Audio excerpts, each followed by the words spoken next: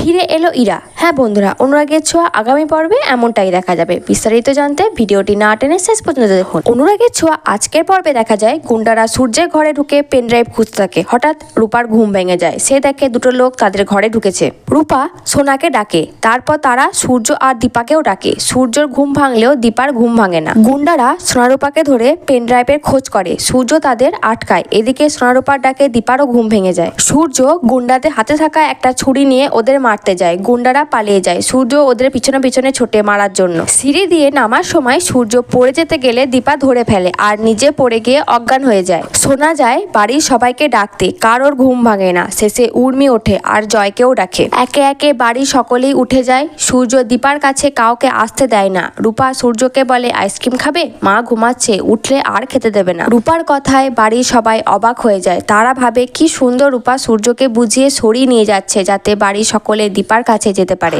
সকালে ডাক্তার আসে। সূর্য ডাক্তারের কাছ থেকে স্টেথোস্কোপ নিয়ে নিজে দীপাকে দেখতে থাকে। দীপা জিজ্ঞাসা করে, কেমন দেখলেন আমায়? সূর্য বলে, অসুখ করেছে। দীপা আবারও প্রশ্ন করে, আমার অসুখ কি আপনি সারাতে পারবেন? সূর্য এবার তার পুরনো স্মৃতিগুলো আবারও আবছা ভেসে ওঠে। জয় সূর্যকে বলে, ডাক্তারবাবু আপনি আমাকে দেখুন, আমার শরীর খারাপ করছে। সূর্য জয়কে দেখতে যায়। ডাক্তার তো দীপাকে ওষুধ দিয়ে চলে যায়। দীপার এবার মনে হয় খাবারে কিছু মেশানো ছিল, তাই বাড়ির সকলে এইভাবে ঘুমিয়েছে। ভিক্টর এসব কথা শুনে ঘামতে থাকে। দীপা বলে, রাতের খাবার ডাক্তারবাবু আর সোনারূপা খায়নি, তাই ওদের ঘুম ভেঙেছে। রাতের এঁটো বাসন থাকলে ওখান থেকে স্যাম্পেল পেয়ে যাব। এই কথা শুনে ভিক্টর রান্নাঘরের দিকে যেতে গেলে দীপা প্রশ্ন করে, রান্নাঘরে কেন যাচ্ছ? দীপার সন্দেহ হয় ভিক্টরকে। কাজের মেয়ে রিটা বলে, বাসনগুলো ধুয়ে ফেলা হয়েছে। ভিক্টর তো হাঁপ ছেড়ে বাঁচে। এরই মধ্যে পুলিশ আসে। সব ঘটনা শুনে পুলিশ দুজনকে ব্লাড স্যাম্পেল দিতে বলে, যাতে ওদের রক্তে কি মেশানো হয়েছিল সেটা দেখার জন্য। পরের পর্বে দেখা যায় সূর্য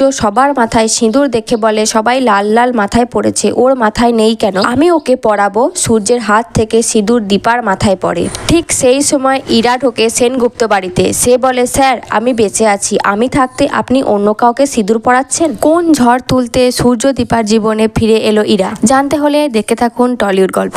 আর অনুরাগের ছোঁয়ার পরবর্তী আপডেটগুলি পাওয়ার জন্য আমার চ্যানেলটিকে সাবস্ক্রাইব করে পাশে থাকা বেল আইকনটি ক্লিক করে রাখবেন।